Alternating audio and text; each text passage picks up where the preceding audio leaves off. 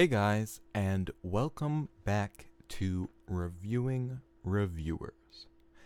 Today we're going to be talking about Pause and Select. Now, Pause and Select is probably the best AnyTube channel out there.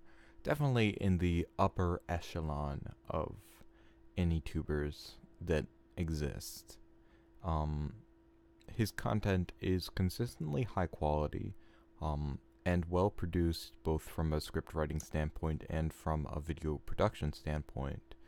Um, and there's really very few qualms I have with his work, and even the few qualms that one might have um, come down really to artistic intent as an argument. But let's jump into it a little bit deeper, and also for the sake of explaining my bias, um, Joe did give me a shout out in one of his videos back when I was pretty small. He shouted out my video talking about the music in Three Gatsu no Lion, which was a pretty nice boost for me at the time. So that's worth keeping in mind. I have a reason to like him, but I was already a fan of his content before that. So what makes Joe's content so great? Well, really, not only does it, I keep saying like I want to just list off everything at once, but let's dive deeper into one specific subject at a time. So, the first thing that comes to mind for me is his subjects are really interesting and varied. Um, he doesn't really barrel himself into one particular niche when it comes to the anime discourse. He can talk about newer shows, but he can also talk about older shows. He's not trying to just be in one particular time period. When it comes to anime discussion, he might do an overview video talking about like the progression of one like idea or the effect of something in the culture in Japanese culture upon anime, or it might be a little bit more focused type of video. For instance, his video on Perfect Insider, he talked about the way that show uses the framing of its shots in a very unconventional, even like wrong type of way, but to good effect. So he can talk about visuals or story or subtext or cultural context. In fact, the closest person I would describe him as being similar to in that respect would be Lindsay Ellis, who's another one of my favorite video essayists, um, because there's that awareness, one of citations. Like he references outsider sources quite frequently. So he's not just, and that's one of his biggest pet peeves is when people don't cite stuff. He really wants there to be more of people, you know, exploring the other works written about the subject, not just throwing out whatever they think, but actually backing stuff up. Especially if you're talking about something in a grander cultural context, rather than just saying, "This is how I feel about it." Joe is more keen to talk about its relationship to the broader specter of anime as entertainment and the people who consume it and the people who produce it, which is interesting. It's a very unique approach, and the reason it's unique is because it's like 10 times more difficult. Anybody can write up, "This is how I felt." Some people are better at writing, "This is how I felt," than other people. But when to actually like dive in and take the time to craft something this in depth, as a lot of Joe's projects are, really takes a lot of commitment and effort. It definitely isn't easy, and I appreciate that. I appreciate something fresh, that's just not it isn't like every other AnyTube video. Um, and to jump off of that, not only are his videos, they're unique conceptually, but they're also incredibly impeccably produced.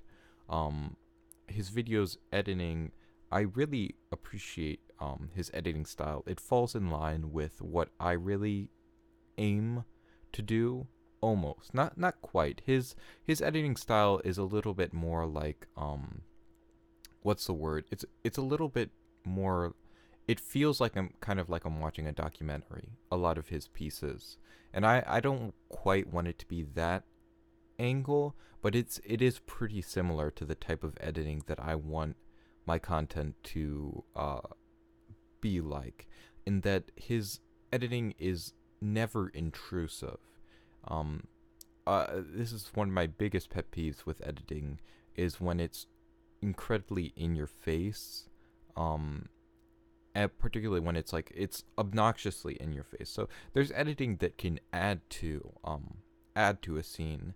Then there's minimalistic editing, where the editing isn't trying to draw attention to itself. It's not trying to make you aware of it, self-aware of it. And then there's just the grossly obnoxious self-aware editing, which is what I find a lot of in like AMVs, where it's just like, look at me, can't you see that I spent a lot of time cropping this character out and putting them in a different scene? Well, aren't you impressed at how much time I spent editing this? Because it's obvious that it was a high effort edit. Whereas Joe's edits, the pause and select videos, they always have a very sharp editing sense, but never does it feel like it's getting in the way of the video itself, or it's distracting or intrusive. It conveys just the right amount of information in a way that's just engaging enough to keep you watching and keep you focused. And particularly, he uses a lot of on-screen text for emphasis or for extra details, which is pretty effective. And his visual style is a very distinct one that separates itself from others in a way that really holds his content as like you can watch just a minute with no audio and you know it's a pause and select video, even without the commentary. The flow and choice of visual effects is very distinct and easily recognizable, but again, without being intrusive and in your face, without calling too much attention to itself. It merely does a good job of supporting the script it's above or underneath, depending on how you look at it. Okay, so let's move forward a little bit and talk about Joe's scripts. Of course, this is really the core of anime analysis videos. You got to have a good sense of writing, and Joe is a good writer. He raises interesting points consistently. His videos have a nice arc from beginning to end. The way he presents his argument, reasons it, and then comes to a conclusion, is pretty compelling and usually very interesting. I think really my biggest qualm with his content, and this is one he has addressed before, and I'll get into that in a second, but that is of his choice of language. So, Joe's videos are written much more with the academic sensibilities in mind, and he uses academic terms quite frequently, and often raises academic concepts. Now, where I take issue is it's not so much the fact that he utilizes these more advanced terminologies, but that sometimes the way he presents them can be in a way that is a little bit alienating for some viewers. At the very least, I would appreciate having just a quick definition of certain terms or a quick overview of certain concepts appear on screen, so I could grasp enough to have a full understanding of the video without just jumping right headfirst into into it without giving me a chance to really grab onto anything. And I know that, like, Joe specifically chooses this is the type of content he wants to make, and you don't need to be aiming for a broader audience. If you have a certain specific niche and specific type of content you want to produce, then go ahead, do your thing, go for your niche. But I wouldn't mind if he made it a little bit easier to grasp in general. I mean, his most recent video, Shadows of Fukushima, I thought was very clear and easy to grasp onto like the major details, and then there's a lot more nuance if you want to think it over or revisit it to pick up on without having to be more knowledgeable about this field necessarily. So it's not like this is always the case, but this is just a general, like, this pops up sometimes where it can be somewhat difficult to grasp, and you don't have to remove higher level concepts and to be able to connect with a broader audience. For instance, I would raise Adam Neely. He's an amazing YouTuber. He talks about really advanced musical concepts, but the way he presents it is in a way that even, someone who has very little experience in music can understand it. So that's just a small thought, but it's not a major issue, but something I think I would appreciate if it was changed slightly. Now, narration is pretty good. It could be a little more engaging, but for the most part, it's solid. His audio editing isn't sloppy like a lot of other people's. His audio quality isn't like the A tier, but it's fine. It gets the job done. I would like a little bit more engagingness in the narration. It can get a little bit monotone at times because the way it's presenting the information is very much, in the sense, here's these ideas, this information, think it over. So it's not trying to appeal to the emotions as much, but I feel like there could be a little bit more variety in the way the script is expressed, that could make it more enjoyable, or more engaging rather. But yeah, his channel is top tier, excellent editing, excellent everything, really really great. There's one last concept, one last thing I was mulling over. It's such a minor complaint, but it really stood out to me after I'd listened to or watched the Shadows of Fukushima video, and I was just mulling over the concepts expressed and how I felt about the video for a while, just thinking it over. It's because it definitely, his videos tend to be the kind that stick with you and make you really think. They make you think about it after the fact. They challenge you and ask you to take more than just the time it took you to watch the video, which I really appreciate. I feel like that is something that's lacking, is any tube analysis that asks a little more of the listener / viewer than just the immediate consumption of it.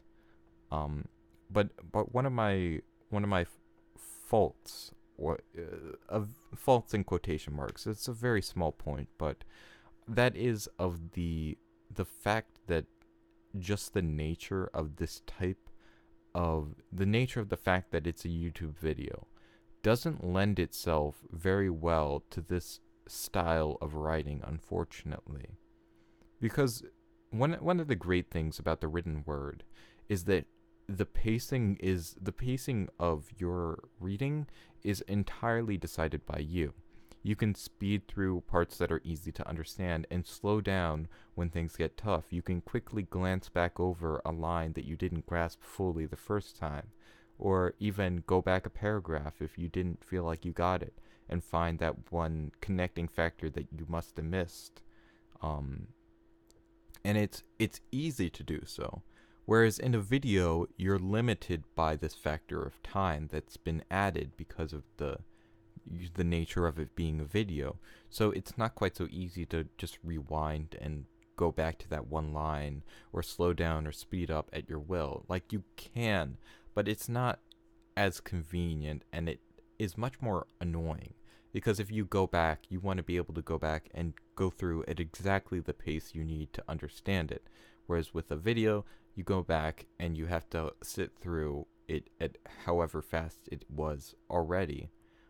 And slowing it down will mess up the audio or distort the audio, and it's a pain. Like, you don't want to have to listen to it again. You just want to be able to get the point.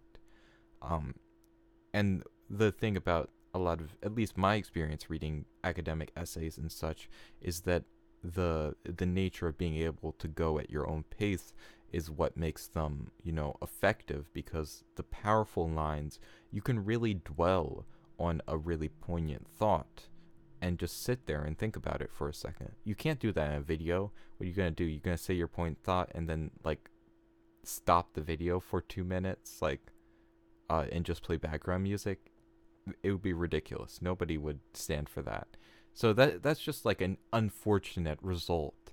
And I'm curious to see if there will come, maybe Joe or maybe other YouTubers pop up that find ways around this, ways to pace a video that make it easier. But unfortunately, every person's different, but there might be even more ways to create a video that more deftly expresses the point that might be more easily conveyed through paper. But overall, yeah, Pause and Select, great channel, 10 out of 10. Would highly recommend. By far, I think I said I think he's the best AniTuber. I'm pretty sure he's the best AniTuber. Maybe last year I would have said Digibro, but at the moment Digibro's content is not at its peak. But I'll leave Digibro for another reviewing reviewers episode. Be sure to leave suggestions for who you'd like to see me cover next, be it a small YouTuber, big YouTuber, whatever, and I'll see you guys next time.